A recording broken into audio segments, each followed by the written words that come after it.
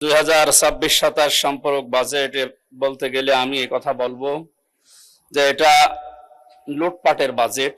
এই বাজেটকে বাইরে অনেকে বলছে চানাচোর মার্কা বাজেট, যা শুনতে ভালো লাগলেও খেলে পেট খারাপ হয়। আমি আমার কুষ্টিয়ার 3 আসনের জনগণের পক্ষ থেকে বাজেট সম্পর্কে কিছু আলোচনা এবং প্রস্তাবনা রাখতে চাই মহান সংসদে। মাননীয় স্পিকার, জাতীয় বাজেট একটি দেশের অর্থনৈতিক উন্নয়ন, সামাজিক নিরাপত্তা এবং জনগণের কল্যাণ নিশ্চিত করার অন্যতম প্রধান মাধ্যম। বাজেটের মূল ভিত্তি হলো রাষ্ট্রের আয় এবং ব্যয়। তাই রাষ্ট্রীয় আয় বৃদ্ধির ব্যাপারে যেমন আমাদের সচেষ্ট থাকতে হবে, তেমনি ব্যয়ের ক্ষেত্রেও আরো সজাগ দৃষ্টি রাখা প্রয়োজন। মাননীয় স্পিকার, অতি প্রয়োজনীয় উল্লেখযোগ্য ব্যয়ের খাত চিহ্নিত করে দক্ষ ব্যবস্থাপনার মাধ্যমে জনকল্যাণের স্বার্থে অগ্রাধিকারের ভিত্তিতে যথাযথভাবে ব্যয় করতে হবে, এটাই আমরা মনে করি। রাষ্ট্রের আয় বৃদ্ধির জন্য কর প্রশাসনের আধুনিকায়ন, কর ফাঁকি রোধ, অর্থ পাচার, রপ্তানি বৃদ্ধি এবং বিনিয়োগ বান্ধব পরিবেশ সৃষ্টি করতে হবে। একই সঙ্গে সাধারণ মানুষের উপর অতিরিক্ত করের চাপ না বাড়িয়ে রাজস্ব আহরণের নতুন ক্ষেত্র খুঁজে বের করতে হবে। দেশের সবচাইতে বড় গুরুত্বপূর্ণ বিষয় হচ্ছে বেকার সমস্যা। এই বেকার সমস্যা নিরসনে শিল্পায়নের প্রতি বেশি গুরুত্ব দেওয়ার প্রয়োজন। বৈদেশিক রেমিটেন্স বৃদ্ধির প্রতি বিশেষ গুরুত্ব আরোপ করা অধিক প্রয়োজন। মাননীয় স্পিকার, ব্যয়ের ক্ষেত্রে শিক্ষা, স্বাস্থ্য, কৃষি, যোগাযোগ, সামাজিক নিরাপত্তা এবং কর্মসংস্থান খাতকে অগ্রাধিকার প্রদান করতে হবে। মাননীয় স্পিকার, বাংলাদেশ কৃষি নির্ভর একটি দেশ।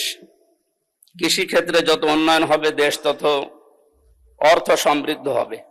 এজন্য কৃষকদের স্বল্প মূল্যে সার, বীজ এবং শুল্ক মুক্ত কৃষি সরঞ্জাম আদি সরবরাহ করা প্রয়োজন।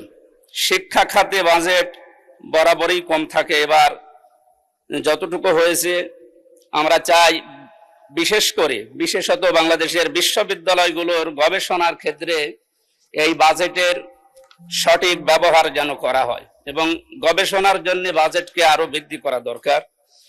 এই বাজেট এত কম যে তা দিয়ে দেশে অর্থনৈতিক সমৃদ্ধিতে তেমন কোনো ইতিবাচক ভূমিকা রাখা সম্ভব হচ্ছে না বলে গবেষকরা জানাচ্ছে। মাননীয় স্পিকার, দেশের সংখ্যাগরিষ্ঠ মুসলিমদের জন্য প্রতিষ্ঠিত মাদ্রাসাগুলো যুগ যুগ ধরে অবহেলিত। ইবতেদায়ী মাদ্রাসা এবং সকল জেলা শহরে আমি একটা করে ফাজিল এবং কামিল মাদ্রাসা জাতীয়করণের মাধ্যমে মাদ্রাসা শিক্ষার উন্নয়ন ব্যবস্থা এবং এবারের বাজেটে আসলে বাজেট আরো যথার্থ হতো বলে আমি মনে করি। মাননীয় স্পিকার, যোগাযোগ ব্যবস্থার উন্নয়ন হলে দেশের অর্থনৈতিক সমৃদ্ধি ঘটবে বলে আমি মনে করি। তাই সারা দেশে রেল যোগাযোগ ব্যবস্থাকে আরো আধুনিকায়ন, উন্নয়ন এবং রেল সম্প্রসারণ করার জন্য জোর দাবি জানাচ্ছি। বিশেষ করে আমার কুষ্টিয়া ঝিনাইদহ এই 45 কিলোমিটার মাঝখানে কুষ্টিয়া ইসলামী বিশ্ববিদ্যালয়, এখানে প্রায় 20 থেকে 22 হাজার ছেলে মেয়েরা লেখাপড়া করে। এদের জন্য ট্রেনের যে ব্যবস্থাটা করা হয়েছে, রেল লাইন চালু করার উদ্যোগ নেওয়া হয়েছে, আমরা শুনেছি, এখনো কার্যকর কোনো ভূমিকা দেখতে পাইনি। আশা করি এই ব্যবস্থাটাও এই আগামী বাজেটে অন্তত আসবে। এই বিশাল বাজেট প্রণয়ন হওয়ার বিগত সময়ের মতো বর্তমান সরকার দলীয় দায়িত্বপ্রাপ্ত বিভিন্ন ব্যক্তিবর্গ যে অর্থ পাচার করবে না তার নিশ্চয়তা কে দেবে? দুই দল থেকেই আমরা বহু কথা শুনেছি বাজেটের উপরে। আমার মনে হচ্ছে গতানুগতিক কথাই বেশি আসতেছে। ওনারা কথা তুললেই বলা হচ্ছে যে বাজেট নিয়ে সারা দেশে আনন্দের বন্যা মিছিল বয়।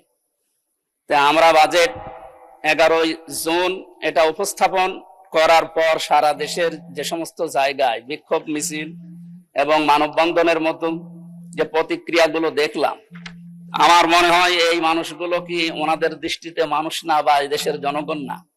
এরা যদি জনগণ হয় বা মানুষ হয় তাহলে তাদের এই প্রতিক্রিয়া কেন? সুতরাং বাজেট নিয়ে এক্ষেত্রে অর্থ প্রচার রোধে সরকারের সুনির্দিষ্ট কোনো পলিসি আমরা যেহেতু জানতে পারিনি। মাননীয় সদস্য, সময় তো শেষ। অসংখ্য ধন্যবাদ।